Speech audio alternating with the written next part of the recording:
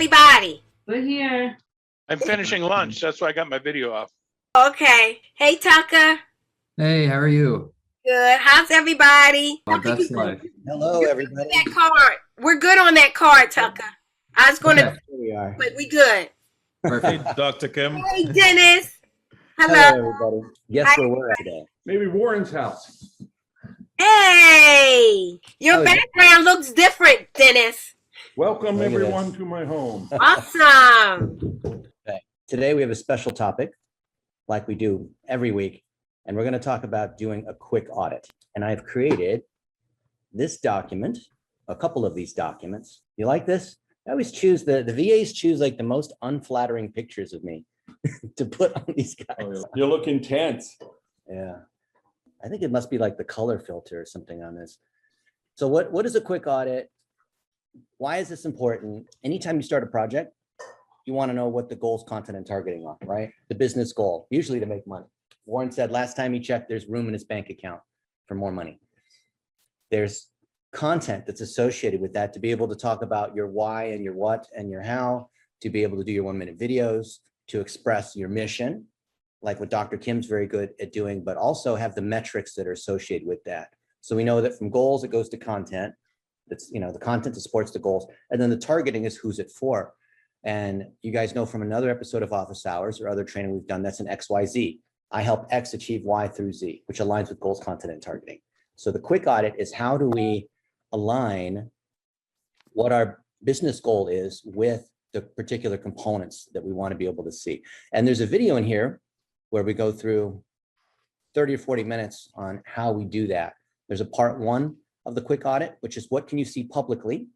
So you'll see in office hours or when we're doing audits or whatnot, we can look at people's websites and their Twitters. We can ask them questions to elicit their goals, content, and targeting. And from public data, be able to figure out what's possible. Then part 2 of the quick audit, which requires here the access checklist, is to be able to, with access, log into the Google Analytics, look at where there's a problem with plumbing, be able to see issues with conversion rate, all that. Then we can apply things like MAA, right, which is metrics analysis and action, and then be able to come up with a list of things that we need to fix. In the world of local, which could be a real estate agent, a doctor, a restaurant, anyone that's serving locally, it's a lot easier to do because we have this pre-canned audit that we can run off of Vendasta. And the cool thing about Vendasta, I'm just giving you a real quick overview of all these other components, is that location is all built around Google, right? Everything, like there's a lot of stuff to be said about social media and about engagement and becoming well-known and building a personal brand and all that. But if you're a local business, you want to get people to your business. You want to get local people to come in. So when we do that, we want to be able to create and do an audit. So you can see like, here's all these other companies that we've done an audit. So the way to do an audit, which by the way is free, there's a free tier here, and we can look for a business. Somebody name a business, any kind of business, ideally not a chain. Real estate. Really? Okay. So let's go to Google. We want to look for a particular business, right? Local business. What was it? A specific business. Did you say real estate? Yes, real estate. Who real estate? Like any brokerage, like or So we're looking for a specific business, right? So as in a specific business that has a location. So there could be lots of McDonald's, but we want a particular one, right? Cavers Realty, Fairmont, Minnesota. Neighbors Realty. Cavers, C-A-V-E-R-S. Cape. C-A-V, I'm sorry, it's Victor, C-A-V-E-R-S, Realty, Fairmont, Minnesota. There we go. Cavers Realty. And there they are. And I bet you they are in violation, by the way, but okay. I bet you they can get delisted. So let's take a look. Cavers Realty. There it is. This one. And with this report, let's see, do they have a physical address? This one. Let's see. Is this an actual address? Or is this? Let's zoom in. It's probably an actual location. A lot of realtors use their home address, which will get them in trouble. Oh, that's an actual. Yeah, that's an actual place. Okay, cool. That's a real place. Funny thing it is, for about a year, Starbucks came to our town right on the interstate and it failed. And so she bought it for the building for a song and put a real estate office there. Yeah. Okay. So we're creating this report. So this is one part of a quick audit. So right now we're talking about a subset of a business. So any kind of business, we can run a quick audit, but in particular, a local business, we want to be able to look at how they're doing on these location factors. So there's 6 location factors. Takes a moment to take a look at. So the score starts out as a 0 because the system's gathering data. So it shows FFF all the way down in a 0. But within 24 hours, it'll start to populate. And already it's starting to populate 7% and all that. So we have another training on how we go through this. So how strong is their listing? Do they have the basic items necessary for the Google My Business listing and the other directories you can be listed in? Reviews are very important, of which Google and Facebook and Yelp are the big 3, which ties to your directories. Social, of course, we're looking for engagement, likes, shares, comments. Do they have a Facebook, Twitter, LinkedIn, TikTok, whatnot? Website, is the phone number there? Easily seen? Do they have video? How many pages do they have? E-com, which doesn't matter for realtors. Advertising, we're looking for pixels, mainly to run things like Google ads and Facebook ads, and then SEO, which ties back to website. So each of these factors, we can see that we're already starting to pull data. Here, I'll refresh. So we're getting more data. So more data is coming in. And you can see, look, there's 60 some directories that are here that we could look at, of which obviously, the most important one, Google, right? Even though Yahoo was the big directory and, Yahoo's making a comeback after they got spun off last week from Super Pages, Verizon, because Verizon bought them as part of the AOL deal and then tried to digest them. That didn't work, so they got rid of them. Anyway, there's all these different directories. Reviews, we want to see how they're doing against the industry average. So we know real estate agents don't really do very well on that. So it's pretty easy to beat the average, but it's tough to beat the leaders, which is the top 5%. Social, right? Facebook, Twitter, Instagram, these other ones. Website, most of them, their website is terrible. It doesn't render on mobile. It doesn't have HTTPS, oops. It doesn't have the video, it doesn't have the Facebook, it doesn't have all these other items, right? So we can see page speed. Actually, page speed is okay, but it could be better, right? Core Web Vitals, which is what Google's been talking about the last year. Are we live streaming one? No, No? Oh, okay. Mr. Warren is doing something on his iPad, you can see. 500,000 people were learning with you. Oh, Let's see okay. if we can get a better With my eyes picture. closed. So he's got a picture of me with my eyes closed, put me on You know, if you wouldn't have posed, you would have looked fine. Hey, how about this? Let's go over to our audience, our friends here in office hours, and let's show them real quick. Hang on a minute. I'm going to stop the share for a second. All right, here we go. There you go. All you right. guys. All right. All right. And Well, Libby got doesn't the look too fisheye messy. camera. All right, so we're going to see that on Twitter in a second. That's the good thing about being live. Okay, so these are all the components in what's called a snapshot report inside Vendasta. Vendasta is our partner for local. They're the 800-pound gorilla in local. In other words, if you are Yellow Pages TV, radio, whatnot, Vendasta is the dominant choice in the same way Google's the dominant search engine. But if you're not in the industry, you don't know who Vendasta is. But they do a few $100 million a year. They raised another couple $100 million. They're a huge Canadian company. I'm going to see the CEO probably in a week in San Diego. Anyway, so this thing renders, let's refresh it again, see if the score goes up. So more data is coming in. See, this is a very weak, I don't want to say it that way. I want to say it's a fundamental, right? The idea of the snapshot report, like here, looking at the SEO, we've gone deeper into SEO before, right? We look at different sorts of SEO tools, but for a local business, when you're comparing against another real estate agent or veterinarian or insurance agent or whatever, you don't have to be very sophisticated because your competition isn't sophisticated. So we can see for cavers, we're comparing against Kruger, Barlow, Blazer. I guess these are ones that are close by, right? And seeing how they're doing. Fairmont. Okay, so cavers in Fairmont, Minnesota. So these keywords are Fairmont, homes for sale, real estate. Yeah, so they rank number 1 on their name, but that's got no volume relative to these other pieces. And I guess there's other cavers. So we can go a lot further with any of these. The beauty of a snapshot report or a quick audit is what are some of the quick things that we can determine and make recommendations and then be able to take action. The whole point of metrics analysis action is we're gathering these quick metrics. We're doing some analysis based on thresholds on what is inside or outside these boundaries, and then action, what do we need to do, right? So that way we're always moving to some kind of practical action. And you'll see, we go into more detail, like I just showed you here, how to do a snapshot report. I literally just did one. And by the way, if you want to do this under your own account instead of this Blitz one, you can just sign up for a partner account. Also, we have these different lines of businesses too. So if I create a snapshot report, I can do it under any of these other names that we have. So if I look at these accounts, I think we set up like Blitz Realty and Blitz Cairo, or whatever it is. We can skin these as whatever we want, which is kind of neat. It's like, here's a snapshot report, which is what we ran. The executive reports, the ongoing report. There's other products that we bought that we white label, $10 a month, $20 a month, whatnot, just to kind of help us out. But the beauty is that this kind of report you can export as a PDF. You can go look at it online. I like to print it out. I'm kind of old fashioned like that. You can reskin it. So the whole point of a white label is people don't know that it's under some other name. So I could rename this to, Kim Grimes Realty or something like that, agency, Kim Grimes International, whatever it might be. Okay, so that's how we do that. Let me just show you how to do that for local. And we think local is the easiest, is the best kind of client to be able to scale. Dennis, this is impressive here. Is this tool, is this Vendasta within your Blitzmetrics portal? Is that what this is, or what is this tool that you're using right now? We are using Vendasta skinned as Blitzmetrics, but anyone can sign up for their own agency account. There is a free tier. I think there's different tiers at like $10, $50, $100 a month that have different levels of power. Okay, thank you. So that's what, if I were going to go into start my business to help people by optimizing their GMB page, I'd want to start with getting a Vendasta account.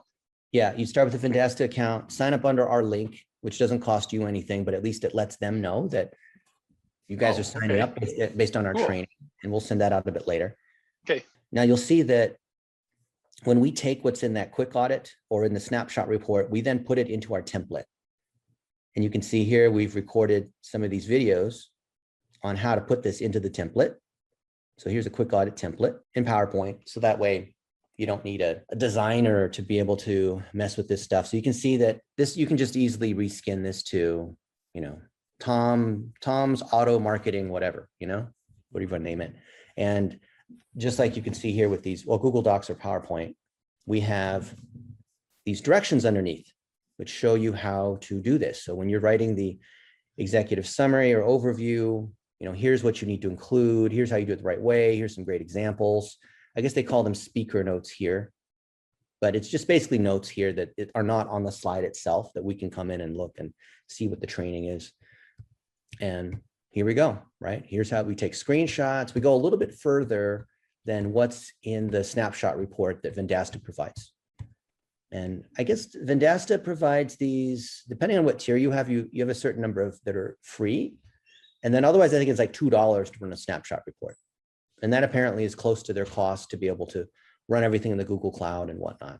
So you could literally just paste in the items that come from Vendasta's snapshot report, or you could literally, if you're even lazier than that, and lazy is a good thing, you could just export the report here and then not have to go through that. But I find it's more valuable to actually export this because in our format, even though it is a little bit more effort, there's more power in coming up with recommendations and putting in your branding and tying in with videos and onboarding and things like that you've made. And in a separate episode, I went through how do we record little 1-minute pieces along the way. So you guys remember last week, we were doing these Tolstoys, these interactive journeys. I made some, and in fact, we did some with Warren. Yeah. Where we would say things like, hey, welcome to the quick audit. So glad you're here. Let me tell you about what's going to happen. We're going to run this report, and in 72 hours, we're going to deliver you some findings across 6 different areas. So stay tuned. We're going to send you this one thing, in a few days, check your mailbox, right? And then a couple days later, see Warren and Dennis say, hey, we told you that we were running your quick audit report, or whatever name you want to call it. So the beauty of a white label is that you can call it whatever you want, right? With white labeling, you can change everything. And we'd say, and congratulations, we just finished this. We've got the report, it's ready for you. And I'd like to schedule a time. Go ahead and click a link on the Calendly and let's schedule a time so that we can go through your quick audit report, right? And then a week after you have the quick audit, record it in Zoom, right? You send them the Zoom, then you say to them, hey, I hope you really found that quick audit valuable. As you recall, we came out with a list of recommendations for you on what are the things that we need to do. And these are things, as you know, that you can go ahead and do yourself and go through our training and execute it DIY. We have all the guides and training on how to do all that. You can buy these different guides. And if you guys want to rev share on these guides, we're launching an affiliate program. So you'll get 50% of the revenue on all the courses that you sell, by the way. Or, but people, they don't want to do that, right? They would rather just have us do it. So we'll say, there's the guide and you could do it yourself, but you could hire us. And, the Friendly Tom Auto Dealer Agency, whatever Tom's name, name of his agency, or, Nate from Paradox, Paradox is willing to do all this for you. And we have this package, it's $1,000 a month, and it includes, this, and this, right? So what I just walked you through, the quick audit, doing the audit is actually not very hard. Now you see this thing goes on for 43 pages, and it shows you if you want to go a little further on, auditing the plumbing and being able to explain these things. But the beauty is every one of these checklist items, when we're finding things that are wrong, you can pre-record 1-minute videos to say, oh, it looks like you don't have the Facebook pixel. Let me tell you why that's important. So you pre-record 1 minute against every single thing that you find. And the beauty of a quick audit is you already have a set list of things that are going to be wrong. So why restate all these items? Just pre-record all the things that are wrong. And these are all if-thens, right? If they don't have a Facebook pixel, if they don't have a Twitter, if they don't have video on their homepage, if they're not collecting positive reviews, if they've not posted their GMB in the last week, if they're not doing remarketing, if their competitors are outranking them in the local 3-pack, if any of these other things are true, then you make a 1-minute video against each of these things and saying, hey, Dr. Kim here, I was just creeping on your website. I was creeping on you. I hope you don't mind. And I noticed you don't have a personal website. Well, let me tell you about why that's important and blah, blah, blah. And here's some training on how to do it. 1, 2, 3, 4, 5 on how to build a website. But, I can also build your website for you for $100. Would you like to do that?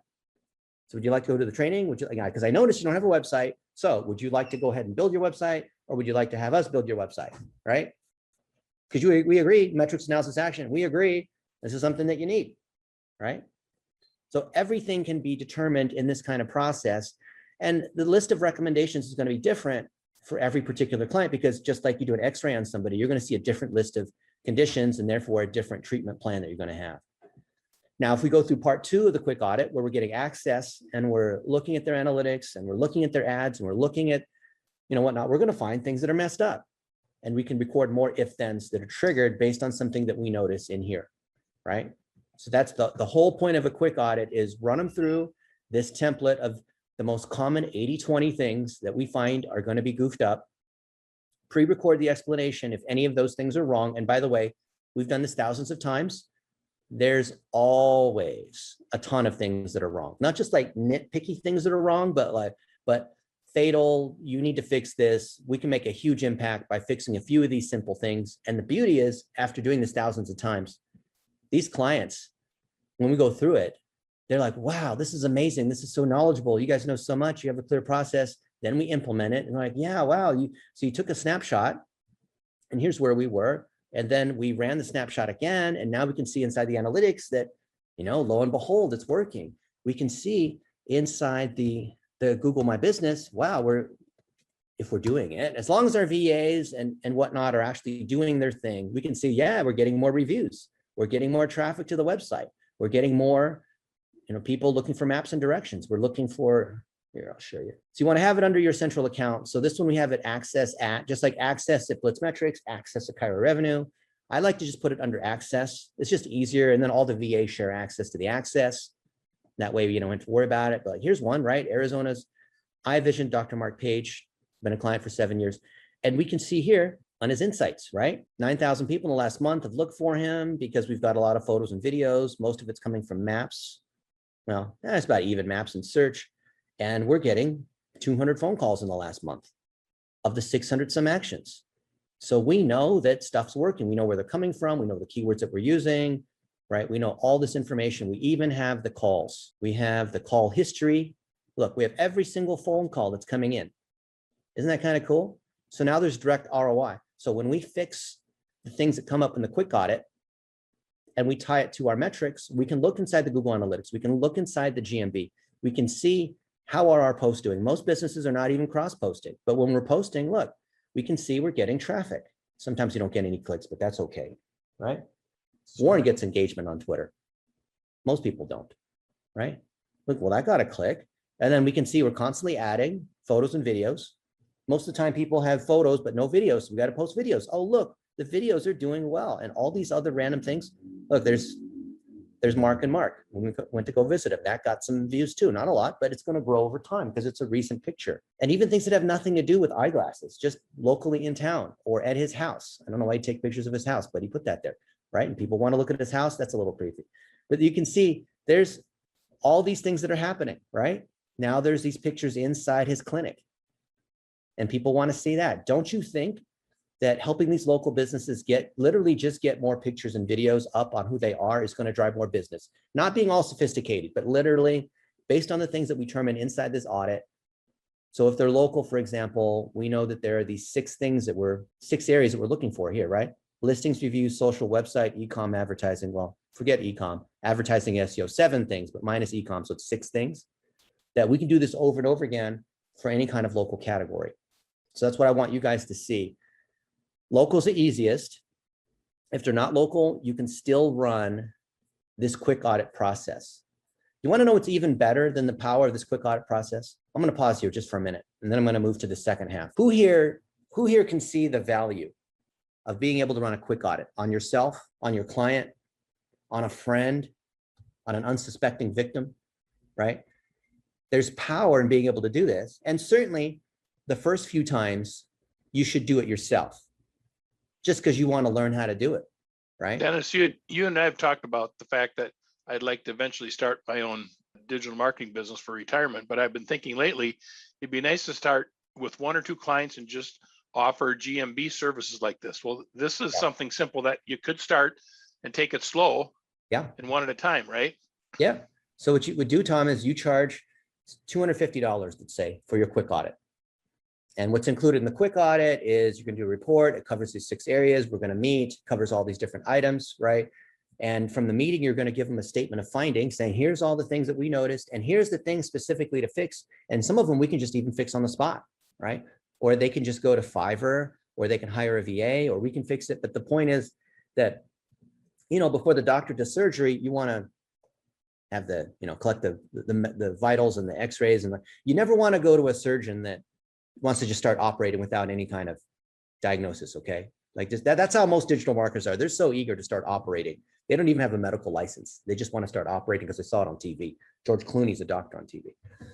So Tom, you would offer this quick audit, and I would recommend, and everyone here, I would recommend the first 3 of them you do yourself, and maybe with some help, right?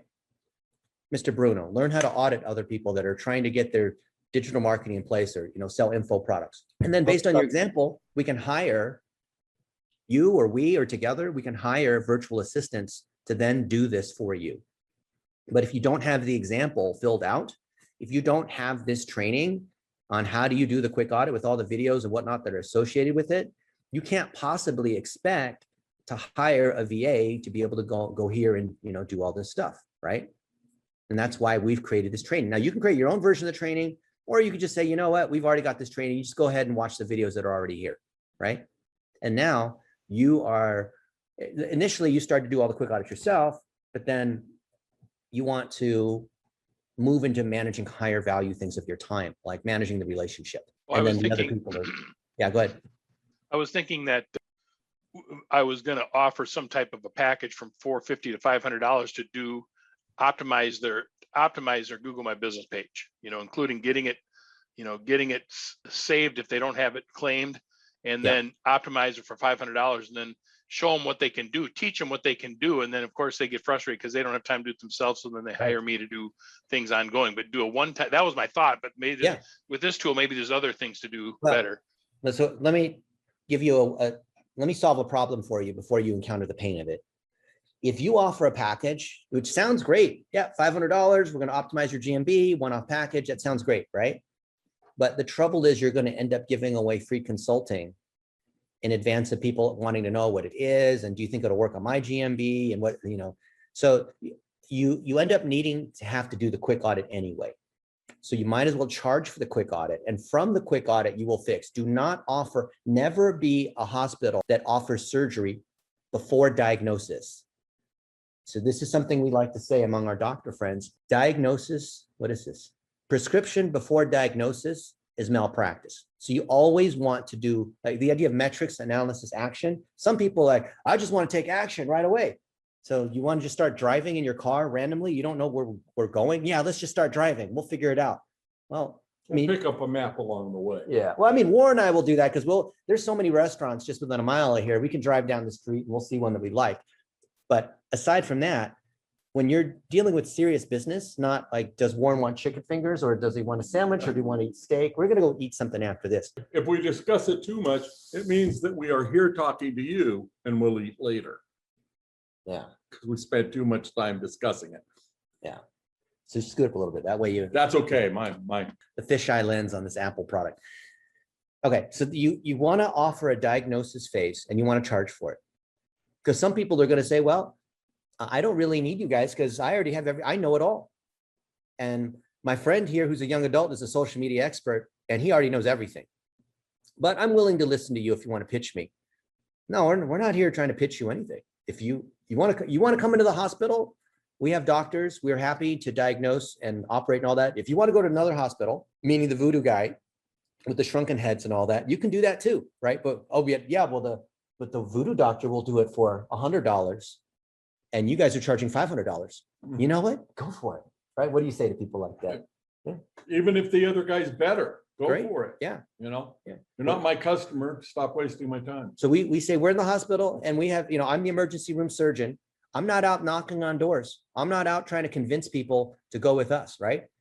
Well, I had someone earlier this morning hit me up cold and try to sell me all these services. And I was like, hey, I'm just out of courtesy, I'm willing to chat with you for just a minute, but I have not expressed pain. I'm not asking for you to do our marketing for us. And frankly, your marketing looks terrible compared to ours. So I'm not sure how you're going to be able to help us, but if you want to, right? Anyway, I'm not going down that rabbit hole, but you want to have established competency. You never want to beg for business. You're going to demonstrate. So Tom, you're going to demonstrate how you do this by auditing several of your friends and show that as an example. And that's how you're going to drive more people into your business or agency or practice, right, Mr. Nate, or Isaac, or other, the way That's going to be my learning process, is doing audits. Yeah, because you got to demonstrate you can do it yourself first. And yes, reputation is important. Personal brand, being competent, all of that. But the perceived authority comes from having done the thing. And then other people say like, oh, wow, so Tom has a 6-phase process. He actually produces this full-on report. It's a very useful report. He actually walks through it. His clients not only get the report, but then Tom actually implements it and fixes the things. He's not just doing consulting, but he's actually doing it, because the car dealers, they don't want to do it, right? They don't have a team of digital marketers. I mean, maybe they do, but these agencies don't do anything either. A lot of them are using Vendasta anyway, which you'll discover when you start to go into local deeper. And then you'll discover they're using a lot of our tools too. And you'll kind of get a nice little laugh when you realize you're on the inside and you know what the real deal is. So you offer the quick audit to diagnose what's going on. That's the analysis. You're not fixing anything. And then you offer an implementation package. Now, depending on how goofed up their stuff is, sometimes you want to charge $500. Sometimes you want to charge $1,000, right? If someone doesn't need to have much done, you're not going to charge them as much. So certainly you want to run through the quick audit before you propose and say, yeah, it's $500, right? Let's say that I got in an Uber and you're the driver, and and I ask you how much is the ride going to cost? Well, depends. Are we going down the block? Or are we trying to drive all the way to Los Angeles, right? Okay, the price is going to be dependent upon how much effort there is. So that's the quick audit, right? It's goals, content, and targeting, part 1, part 2, depending on whether we have access or not. Produce a report. VAs can do the report. We got a bunch of folks in Pakistan and the Philippines that are learning how to do this. So good on the quick audit, yeah? Now here's the second piece. It's the operation of the quick audits.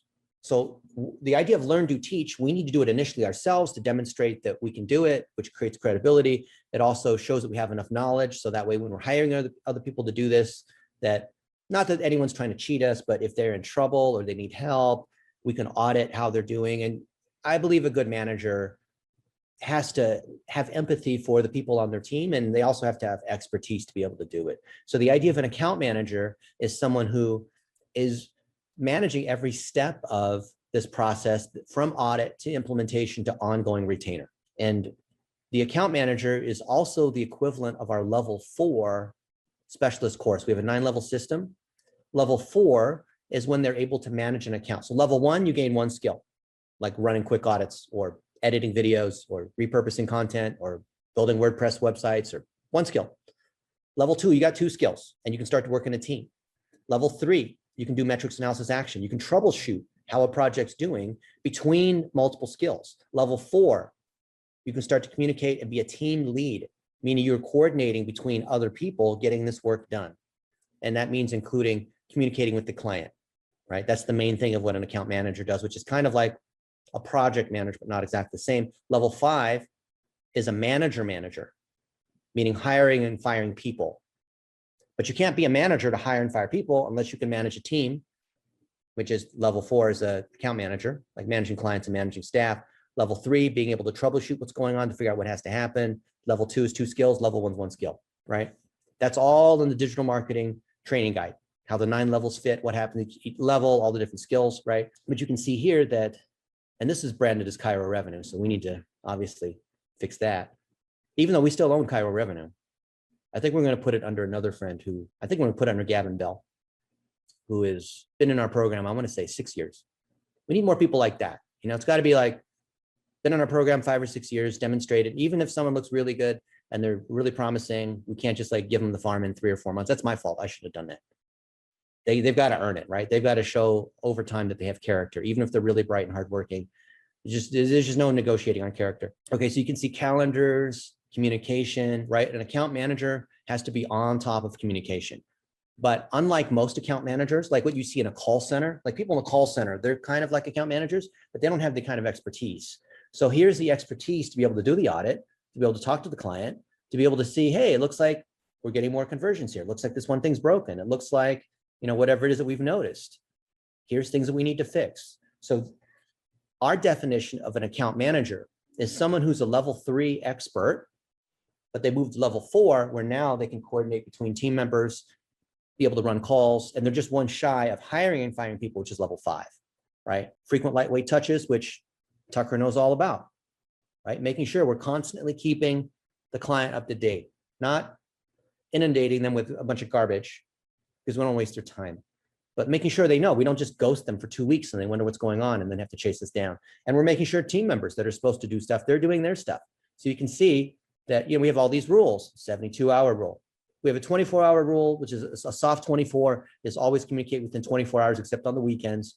But if it goes to 72 hours, now we're in trouble and someone else has to step in. So that's why we use Basecamp. That's why we have project management. That's why we have all these other pieces on how we go about doing all these different things. And then understanding what the different roles are. So community manager, social media manager, content person, right? So you can see there's lots of examples here in how to be a great account manager. We believe that account management, which is owning a project, which is the A in RACI. So the standard project management framework of RACI, responsible, accountable, consulted, informed. A, the project managers in charge of the project, they have to watch over all the details. The quick audit is what drives the plan, right? Start with the goals, content, and targeting, analyze it, lead to a particular plan, and then the execution of the plan and the communication of the plan is the account manager. So us as business owners, entrepreneurs, we need to understand that. Otherwise, we can't operate our business. Then we're too much in the weeds and the details of our business. Even if we're doing coaching, which is what Dr. Kim's doing, basically, we still have a product, which is the coaching package. We still have some, whether it's a product or service, right? Bruno, he wants to train up 1 million Nigerians to be able to make the $500 a month. We still have to bring people through a particular process, which means you still have a slightly different version of a quick audit because we're diagnosing where somebody is and do they have a computer? And can they go through the training? There's still a process they have to go through. And there's still the process of managing these people that are coming through this process, whether they're clients or customers. You still need an account management layer. Otherwise, it all comes to you as the business owner. Even if the business owner is just you as the agency, you have to start thinking as a system, where you have a system, even if it's just you, you have a system where clients are coming through a process. Because if they're all coming through a different thing every time and it's all custom, then you have no sort of consistency and repeatability. And then it's just you. You might as well just be a freelancer. You might as well just go to Fiverr, something like be a Fiverr person, right? But the process on how we deliver products, and I say products as in loosely any kind of product or service or package or deliverable driven by a checklist. It could be a factory item. It could be, 10 things that you do to optimize their GMV. It doesn't matter. You have a checklist that naturally meshes with the account management process, right? This is not only for people that have, thousands of customers. This literally will work for people that have 10 customers. So that's what I wanted to share with you on a quick audit piece. And let's see, Mr. Warren, he tagged us, did he? On the office hours call, Dennis. Okay. Hey, look, there's Warren. It'd be hilarious is if I take a picture of this and then I post that into Twitter. Then I think that it was like break Twitter maybe, right? You think we do that? Sure. And I'll say, I'm going to call this Warren Inception. Okay, there we go. There. Let's see if that shows up. Apple R for refresh and go to my profile. Look at this. Like this if you're in Pakistan. Posted this earlier today. How many people in Pakistan do we have? 800? Yeah, it's not too bad. Let's see. Yeah, Warren can give it a like. Guys, give it a like. Give it a little Twitter love. Why is it not showing up? Oh, because it's still loading the picture? Oh, there it is. Showing up. Yeah. All right, cool. A tweet of a tweet of a tweet. Hey, Caesar, how you doing, my friend? Congratulations to Caesar. He got his first client. Hey, Caesar, tell everybody about your client and what happened. Oh, sure. So Actually, first, before we do that, tell everyone how awesome you are, how long we've known each other, and how you are the boss when it comes to Hispanic digital marketing. well, we know each other for, I think I met Dennis about 5 years ago, right? 5 or 6 years ago when you came into Rosetta Stone as a consultant for Rosetta Stone, and you did an excellent job on making sure to apply all the different strategies to help the Facebook, and mainly with Facebook for Rosetta Stone at the time. And that's how we met. So we kept in contact. I was running basically the US Hispanic segment and the Latin America. And, a lot of the things that I learned from Dennis, I applied. And so now fast forward. Hey, somebody needs to be muted. Hey, Tucker, hit the mute all, and then Caesar can unmute. So fast forward, basically, now I'm not longer with Rosetta Stone. And so I'm actually now looking to go on my own. And I started talking with companies that are similar to Rosetta Stone. And after a few phone calls, I was able to tell them what I did, how we grew the US Hispanic and Latin American markets. They're really interested in doing the same thing for them. So, I'm ready to start, just this will be my first client as a consultant. And I just want to take it and, to just follow the steps that you're teaching to grow the agency. Amen. Caesar, congratulations. Everyone give Caesar congratulations on his first client. That is a huge thing, going from 0 to 1, because once you have one, that's a good case study. Do a good job, obviously, right? And that's going to give you a lot more. So fantastic. Do you see, Caesar, how you can apply? We were just talking yesterday about this, or was it the day before? But do you see, Caesar, how this quick audit process that pairs in with account management? Because you're the account manager initially, right? Do you see how that works for you, for this new client? Yeah, I definitely see it, right? Doing the audit is really like the very first step. And then that's just like you said, making sure that I'm involved, and then I can start doing delegating. Yeah. But first, it's me handling everything. So yeah, because the client wants to jump straight. These clients always want to jump straight into running ads and straight into doing campaigns and straight into building things, which is obviously the mistake, right? So that means you have to have some documentation in place. So I would ask you, how far along is your documentation and process stuff like what we have here? And do you think it would help if maybe you hired someone on Fiverr for $100 just to get all this stuff tidied up under your brand? Wouldn't that look nice for your client to have all of these things tidied up and they can see you have this clear process? absolutely, right. Yeah. Amen. Congratulations. All right, guys, what do you think? I'd love to hear some thoughts. I think this is very helpful for me because I've been thinking more about this and this gives me some framework of, how to move forward in that type of business. I can start small, right now when I'm Yeah. still quite involved in my car business, I could do a little bit at a time. And then I'm sure there's tools that you have available, like, what type of insurance should a person have when you start a business? What type of contracts would that you have to give customers? There's people that write those? Do I have to hire a lawyer to do that? Or there's probably services that offer ways to do that kind of stuff. Those are all things I'm thinking about a little bit in my head. Yeah, all a part of business foundation, business incorporation, definitely. Dennis, really, really great. Just to add a little with the audit, especially the Vendasta, as well as having a system to show what can be done. One thing that has worked well for us is when we position it as, you don't have to work with us, but whoever you choose has to be able to fix these things.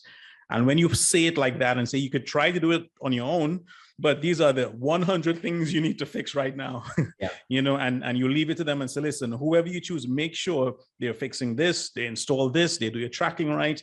And invariably 9 out of 10 times, you're like, can you help us? And without you trying to sell them, they sell themselves by saying, okay, I didn't even realize these things even matter that much, so. Very, very smart. So I want to echo your point and go a little bit deeper, Isaac. There's several reasons why you want to present a written statement of findings that has these particular checklist items.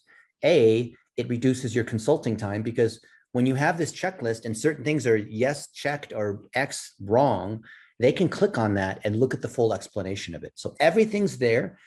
Now, this is going to be especially true for larger companies. So the small businesses, they're just like, okay, fine, just go ahead and do it because they don't have anybody.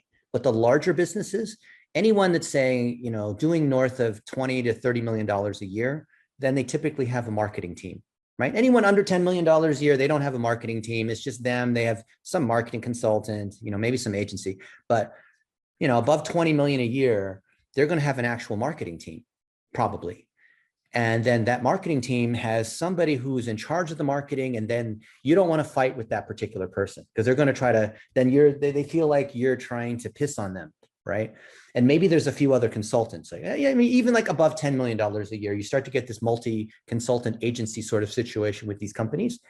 But the thing is, when you have an objective list of these things, their marketing person or agency or consultant can't argue. Because the business owner doesn't have enough expertise to determine, or the CMO or whoever doesn't have enough expertise to know, but they have this printout and they can look at the different items and then there's just no arguing. Well, it says here, your Google Tag Manager isn't there. Is that true? And so they start to stammer and make up excuses. Oh, it was on the, we were going to do it at some point. Or it says here, according to Google's tool, that the website loads really, really slow and it's costing us 60% of our traffic. Is this true? Well, our site is mobile responsive and it was built according to the best. No, according to Google's tool, it says here in this report that our website loads slower than 85% of the websites that are out there. On our mobile, it says we're ranked 13%, we're a disaster. Is that true? Well, yeah, it is. But what's really important is having good PPC, and those reports don't really matter. And no, it's from Google. This is Google's report. This is not like Dennis, you making this up. Right? Oh, it's some consultant trying to sell the services. No, it's not. It's Google. We ran the report through Google.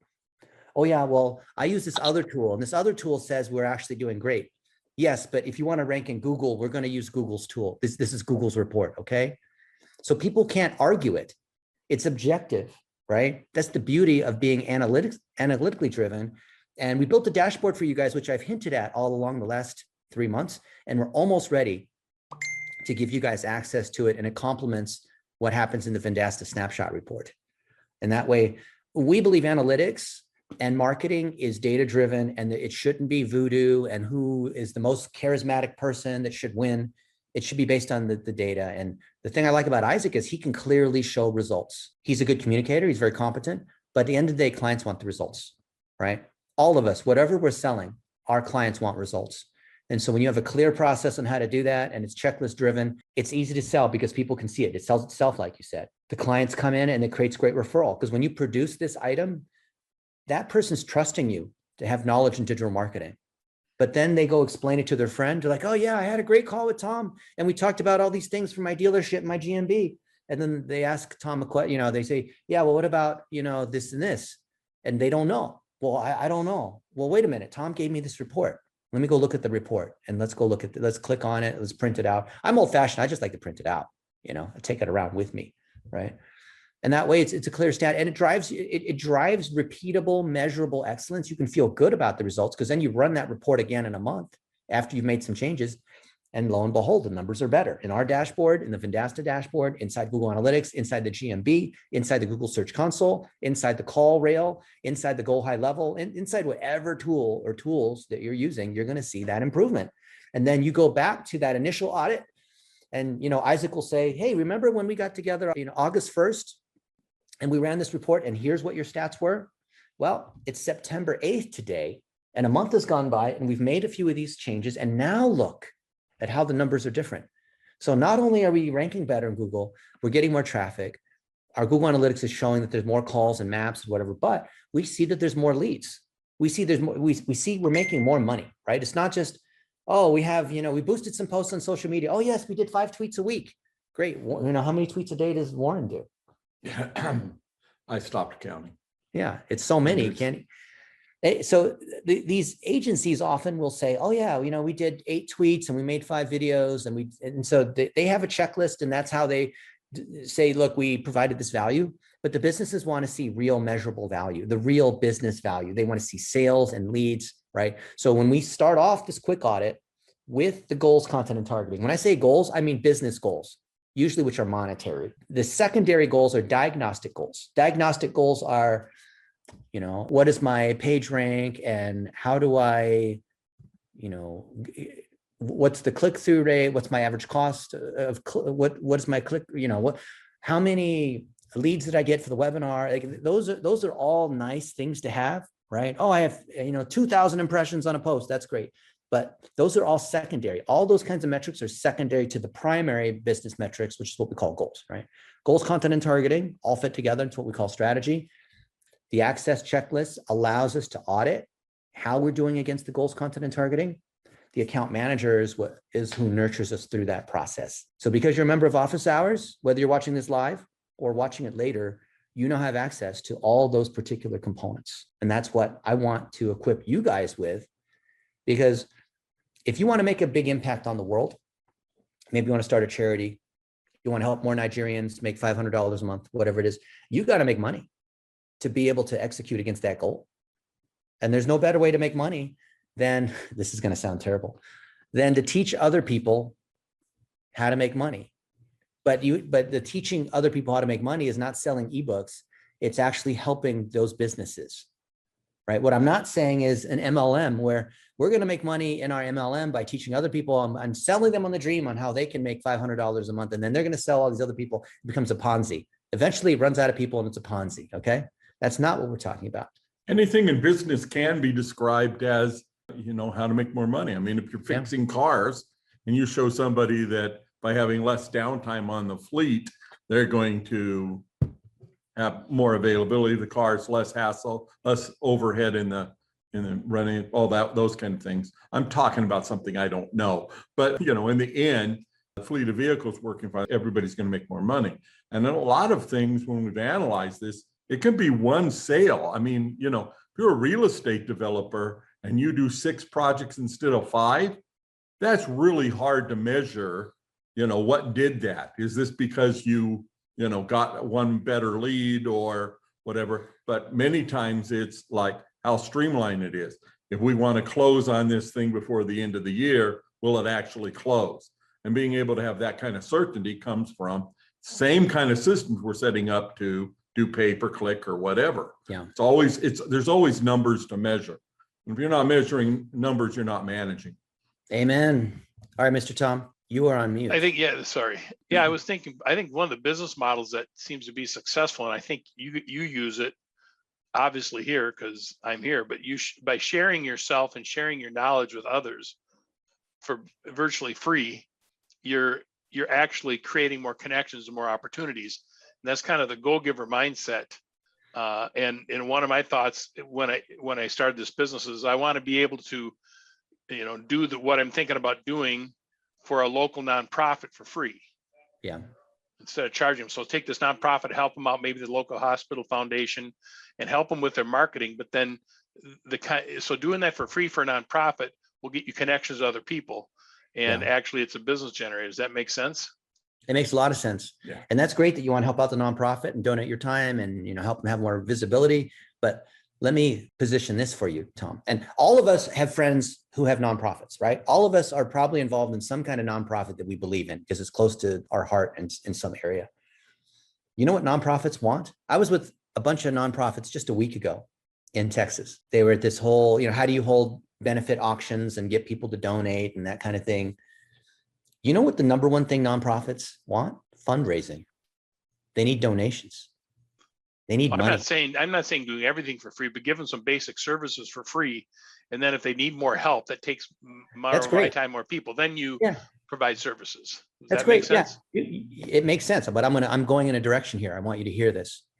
And I want everyone to hear this because a lot of people miss this thing and it's a real shame. Nonprofits want to raise more money for their initiatives and things like that. And so usually in Q4, they go into this crazy holiday, Christmas drive, this kind of thing. The number one thing that I see nonprofits not doing in digital marketing, which is just heartbreaking because it's so easy to do, is Google Grants. Google Grants is $10,000 a month of free Google ads. These nonprofits do not know about it. We have done webinars with Google many times. Google doesn't promote this because why would they? Because they're just giving away free money. We have training on how to do Google Grants. It's basically how do you do Google ads, except it's only in search. There's no display, no search partners. There's certain requirements. You got to be a 501c3, be well rated on GuideStar, have a Form 990 on file, can't have more than 50% of your stuff be product, can't be based on car sales, can't be religious or political. There's a few of these stipulations that have to be true, but then you have the nonprofit go to google.com/grants and apply.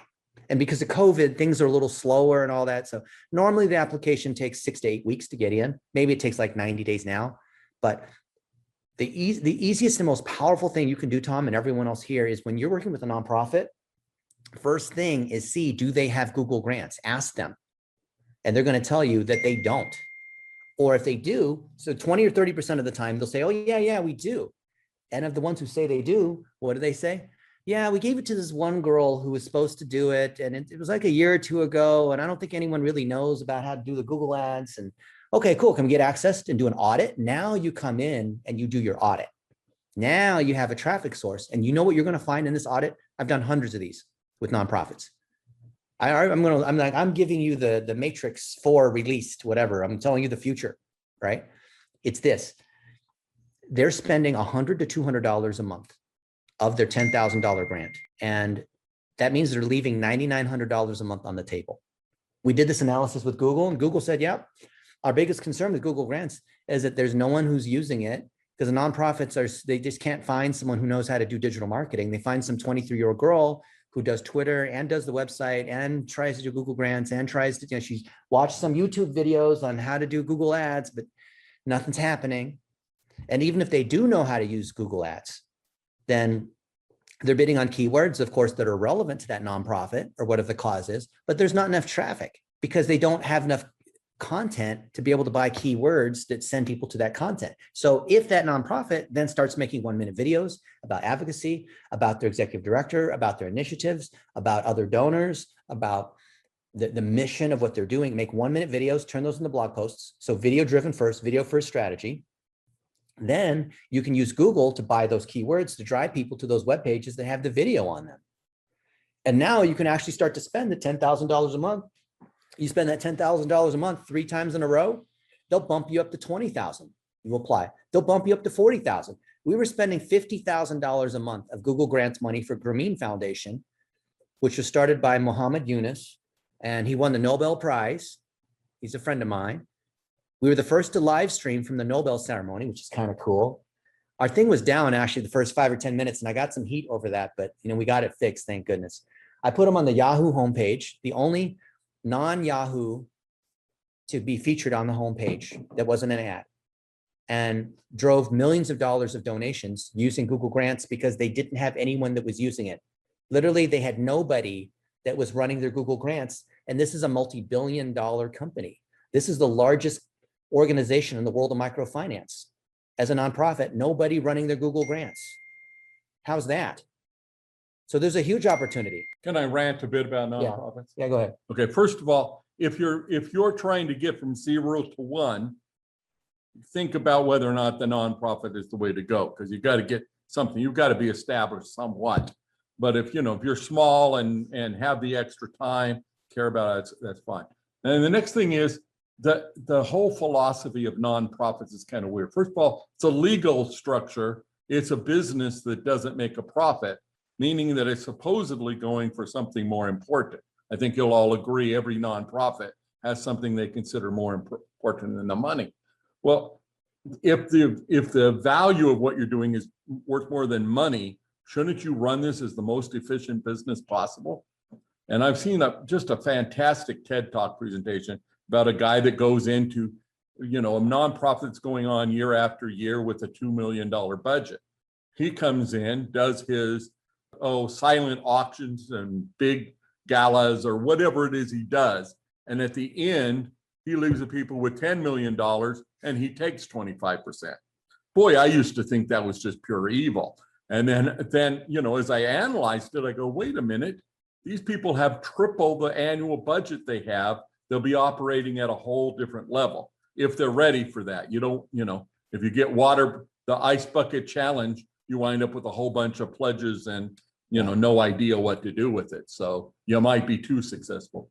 But for the most part, in the small nonprofits, the kind of ones we're probably talking about here, I've done this hundreds of times where somebody said, "What's your nonprofit rate?" And I said, I'm gonna really help you out. I'm gonna charge you full price, and I'm gonna give you extra service because I care about what you're doing. Give if you want to give, but teach them that using the Google ads, get the Google grant, and teach them that paying somebody to spend that efficiently is going to be worth far more in their fundraising or whatever metric they put on it. If you guys are interested, we can do another session on Google Grants. I don't want to go too far off track. Today, we're talking about quick audits and how you need a process to be able to drive this and drive account management. I want to make sure that everyone is solid on this particular topic before we jump into all these other kinds of topics, right? What do you guys think about that? What kind of questions or thoughts do you have? Hey, Dennis, I do have a follow-up question. Do you have a quick audit also for larger organizations? It's the same process. Yep. Well, Caesar, we did the same thing for Rosetta Stone. And the quick audit eventually turns into something we call the success tracker. So I'm going to show you what the success tracker looks like. And you're going to find that this is either genius or devious or okay. So check this out. The Finder. So we have different names for the same thing, but remember how we said that it's goals, content, and targeting that we're looking for? Oops, I can't spell success. And we run through those 6 phases. So you guys remember Ashley Furniture, right? Well, they're called Ashley Home Store. Same thing. And we initially started with a power hour, which is a quick audit a long time ago. And we said, okay, well, based on this, we find that you guys are spending a lot of money and really just not really knowing what's going on your Google and your Facebook and whatnot.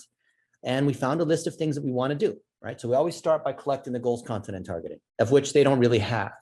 And then we run through our 6-phase process, which aligns with the 6 components of the quick audit. And then we assign people against them. In the big corporation, we assign people against them. And then we say, okay, here's the 6 phases, always color code. They really like the colors, right? That way they know where they are. It's like in the mall, you are here. Yeah, I'm with you on that. We're going to go eat. When you're driving, make sure yeah. And then we say, here's the checklist items, right? So with digital plumbing, check, yes, yes, yes, or no. It's very easy, right? Do we have it or do we not? And then are we successful against it? What kind of content do we have? Our goals, right? Here's where they are and here's where we need to be, right? We're obviously exceeding that, right? All right, here's the benchmarks. Where are we above and below the benchmark? And here's some screenshots along the way showing how we're doing against the business goals. Here's the content that we have. Here's ads that we're running. Ads at different stages in the funnel. Here's what's working and why. Here's the stats against it. So we can apply a metrics analysis and action against each of these, right? And then we have a little discussion about why that is. And then the targeting around our in-store audiences, around email audiences, web remarketing audiences, video through play audiences. So, If they've engaged in 28 days on Facebook, then show them an ad for a sofa, whatever it might be, right? These are all if thens. We figure out, oh, well, people who also like to shop at Wayfair, they also like this or that. People who like to drink wine also like these sort of knickknacks inside their house. So they changed their name to Ashley Home Store because they sell more knickknacks than they do furniture, but they're still Ashley Furniture to me, okay? Then we run ads at different stages of the funnel and we show how these are performing. Again, we're color coding so they understand. I know it says awareness, consideration, conversion, whatever, but we're color coding it. And we're using our 1-minute videos and applying the greatest hits. So whatever's working the best, we put more money on, right? You just keep spending. And we start looking at it across Google and across Facebook. And well, this one was this was a Facebook driven one, but it's the same kind of thing, right? Build a topic wheel against it, continue to optimize. So this idea of a success tracker is the same thing. We have lots of these examples of these success trackers. We have training on how to do the success tracker, which is really just you literally just take the quick audit, you rename it, and now it's your success tracker. I'll show you another example in a complete. Hey, Dennis, quick question. Is your dashboard that you're building going to have a success tracker element to it? Yes, it will. Okay. Now I'm going to show you another one, completely different area. So before we were talking about furniture, now we're going to talk about basketball.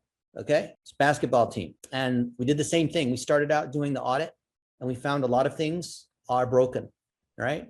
Which are preventing them from selling tickets. They want to sell more tickets. That's the business goal. They want to sell more jerseys too, right?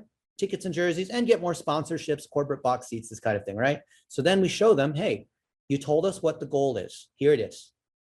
Main thing, you want to sell more tickets and sell it at I think like a 10 ROAS, something like that. 20. Okay, 20 ROAS. They got greedy on us. Initially it was a 10. Then we did so well. They said, no, it needs to be a 20. Like, come on, you can't keep raising the bar on us like that, right? And then we show what we're doing. So you always start with what we've done, what we're going to do, and then what we need from you, right? Dependencies are what we need from you. You always, psychologically, to show the check marks of what we've done is always better than showing all these things. Because if you start out by showing, here's all these things that we could do. So if we just show these ones here, they get overwhelmed, right?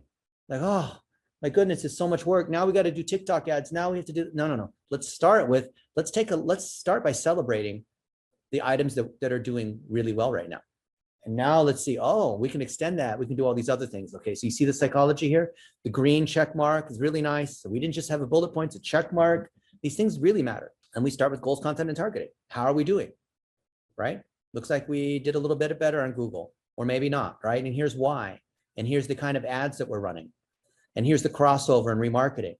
So even though Google looks like it's doing better and it's making more money, it's actually Facebook that's driving people into Google because we're building remarketing audiences on the website, people using our app, people who are, engaging with us on different social media. We have these different campaigns. So Cesar Taveras, you understand this. This is where we're looking at the different creatives and analyzing how they're doing at different stages in the funnel. You can see here, right? Here we're selling merchandise. So jerseys and mainly just jerseys and shirts and things like that. Yeah. Okay. So you see? And then we start to get really fancy. We can start to look at where people are going.